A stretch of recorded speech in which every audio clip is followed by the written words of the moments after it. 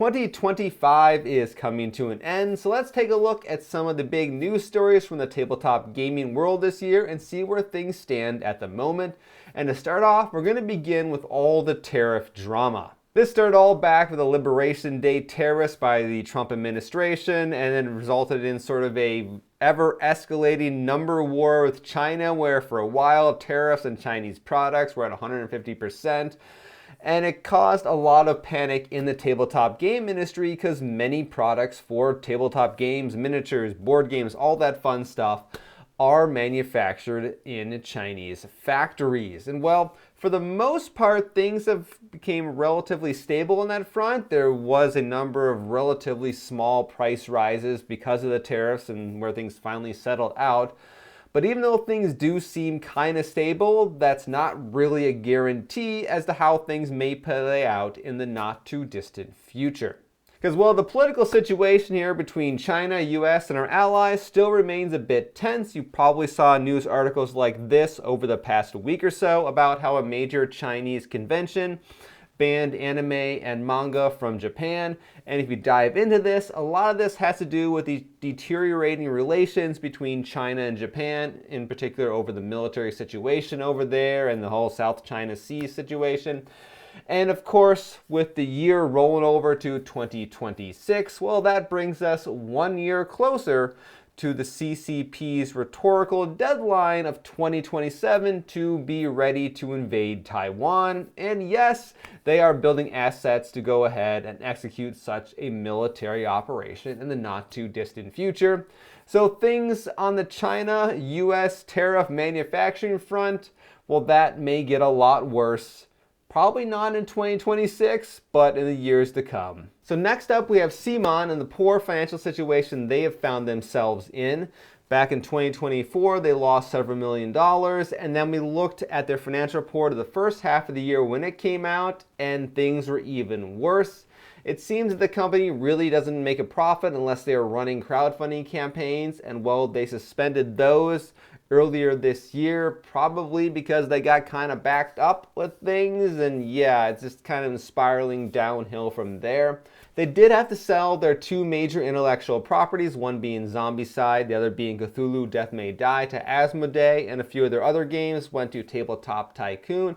We did take a look at that as well, and it seems that the Zombicide sale probably gave them about 8 million euros or so. We don't have an exact number. You can kind of do some little high-low math if you look at the Asmodee financial reports. We'll do something similar when the report covering the sale of Cthulhu Death May Die comes out, and we'll see if we can kind of put some upper and lower bounds on that particular process. And the biggest problem they have without crowdfunding is, well, the products they sold through their retail channel for the first half of the year, they ended up selling at a loss, which is definitely not a good thing, which is why I really think this company can only function if it's bringing in crowdfunding revenue. So if I had to predict the future of CMON, what I think they're going to try to do is they've got a number of pre-order products. These are not crowdfunding projects. These are something different.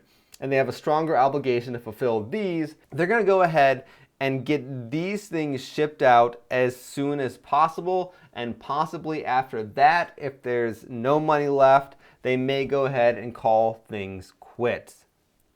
Because here we're looking at the project tracker for their pre-orders, last updated about 2 weeks ago. And if we compare this to a page from several months ago, back at the end of June, you're going to see that there's actually been a fair bit of movement on this page.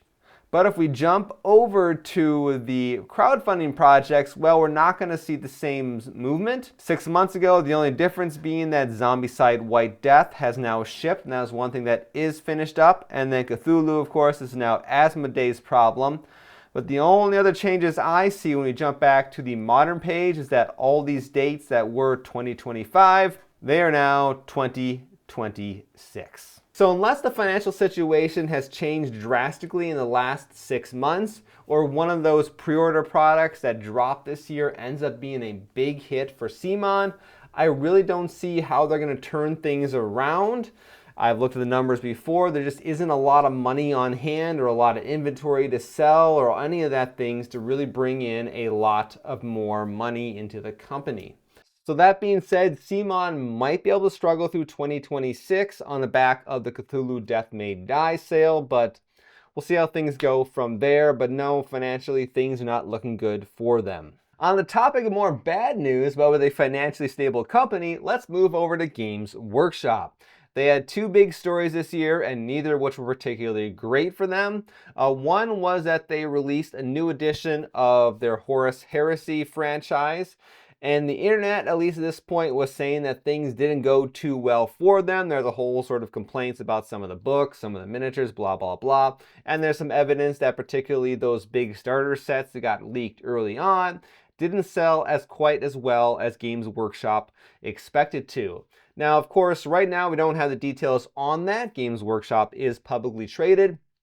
And we'll see some information about how well that actually did here in about a month when they release their mid-year report.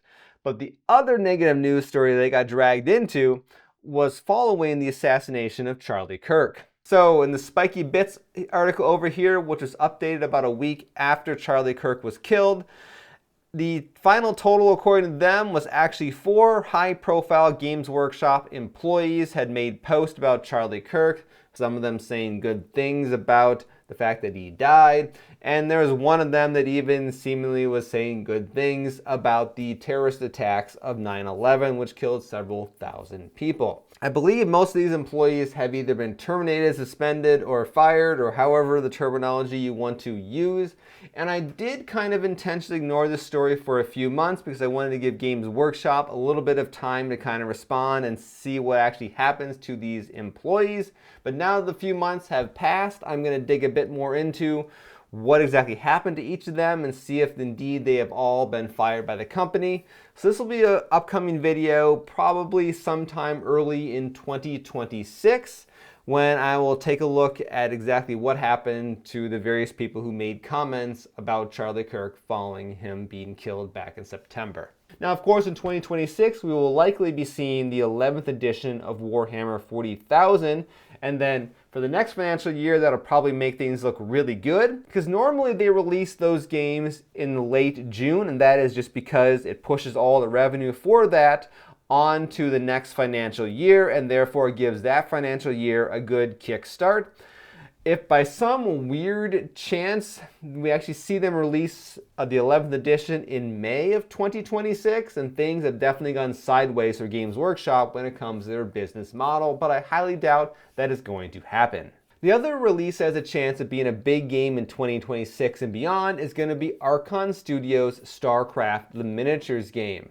Now, with the exception of my video on the Zeratul miniature, which had terrible views, I don't really know why, for the most part, the news coverage I did on that game got pretty good views, which is a good sign for Archon Studios and this upcoming release. It is odd that StarCraft is getting a miniatures game right now because popularity-wise, it seems like the video game is kind of on its downswing. But we have seen this once before, back in 2007, when Fantasy Flight Games published their board game for StarCraft. Blizzard licensed it, obviously. And around that time, we saw the first trailer for StarCraft 2. Does that mean that in 2026, with the release of this StarCraft the Miniatures game, and then some unannounced board games in 2027 or 2028 for it? Are we going to be seeing StarCraft 3 announcement in 2026? Maybe, just maybe. And then for the last news item, let's talk about Battletech, and in particular this year, the big news for them was the release of the ACES system, which is their single-player version of Alpha Strike, and that was pretty darn awesome.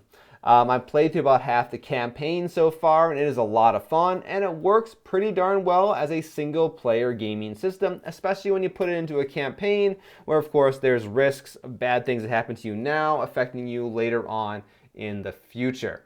But when it comes to 2026, here is my totally crackpot prediction, and that is InRes Media, which is the legal business entity behind Catalyst Game Labs, is they're going to make a move to purchase the Battletech intellectual property rights from Fanatics. So why do I say that? Fanatics is a private sports collectibles company, and more on that, they're expanding a little bit. And while they are a private company, we do sometimes see a little bit about how much revenue they make. Here we have one of their press releases from 2023 where they say the company is projecting $8 billion in revenue and raised $700 million last December at a valuation of $31 billion, blah, blah, blah. What they've been doing over the past few years is moving on beyond the collectibles markets into gambling. They have a deal with Sportsbook, or maybe they bought the company out, but anyway, they operate an online sports gambling thing under that brand.